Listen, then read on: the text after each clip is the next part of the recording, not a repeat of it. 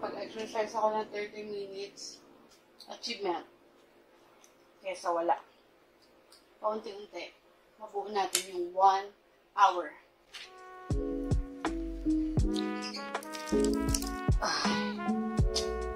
Tama. Hindi na ako maraming water kasi halos isang baso na yun yung nainom ng tubig. So, ito yung pinamili ko, baboy. Ayan. Tapos, ito gulay. Ito, hindi ko naman siya halo ngayon. Sama ko siya sa mga kimchi. No, ganyan bagay. Share natin kay Papa Katulap. Ano naman, laging guling-guling naman naman tayo. Maganda rin sa health.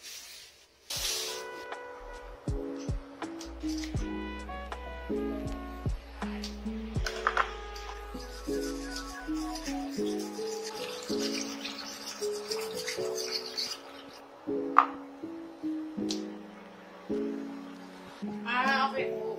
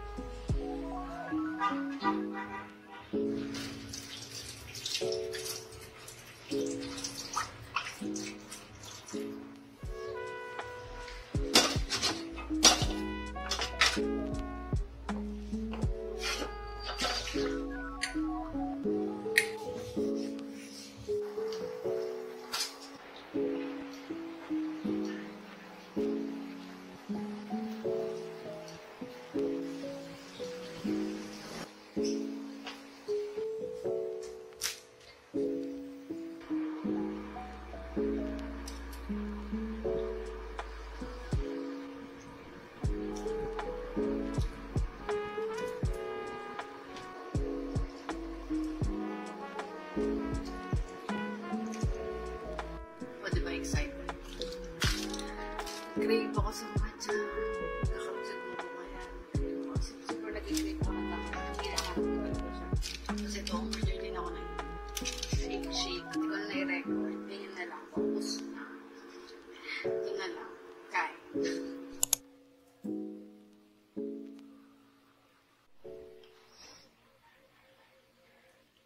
Little kutsara today. Para healthy tayo. Kaya lang natin ang opinion ng mantika pagkatapos ay ako ng damit. Lumbas na ako kanina. Tapos nagpalit ulit ako kasi nga wala. Mas komportable ako sa medyo kaluwagan. Oh my God, I'm so cute. Ngayon magluluto tayo ng pochero today. Gusto ko magluto ng pochero today kasi healthy na siya. At the same time, good din siya kay Papa. Kasi namin gulay. Tapos syempre, sa amin na rin ni Francis. Kasi 10 na, so sakto yun pa lunch.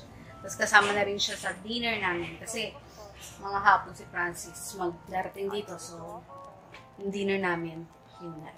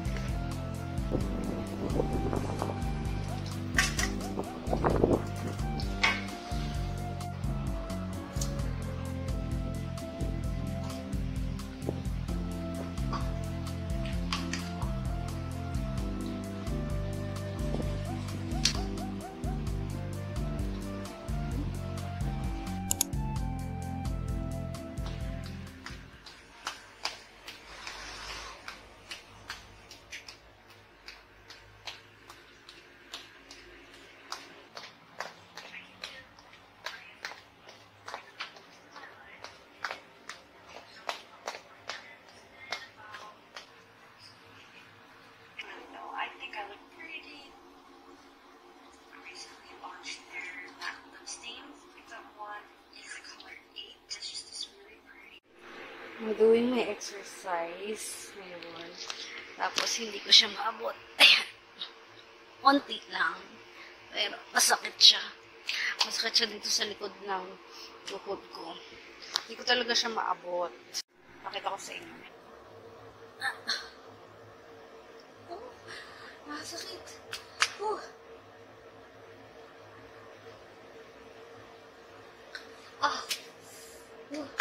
Tapos ulit. Isa pa.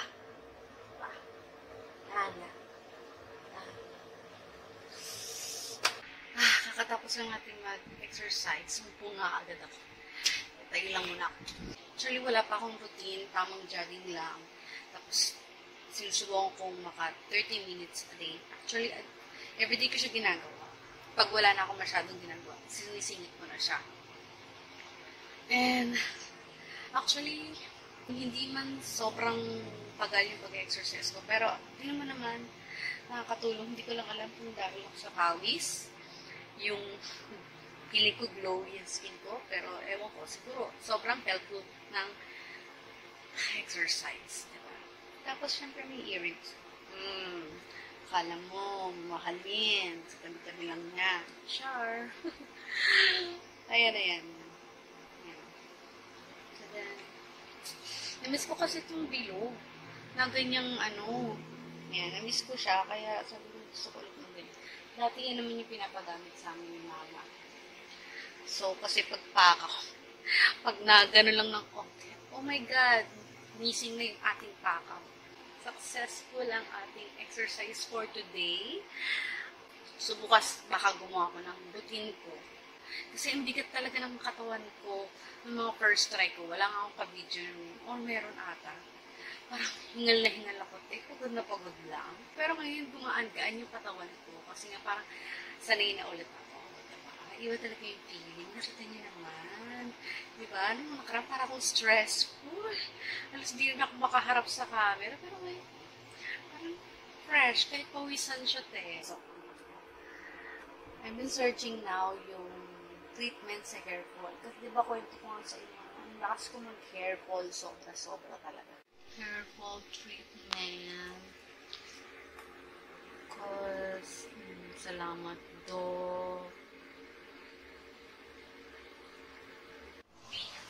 Yun lang. Tapusin natin yan. Dalawang subo. Sog na ako.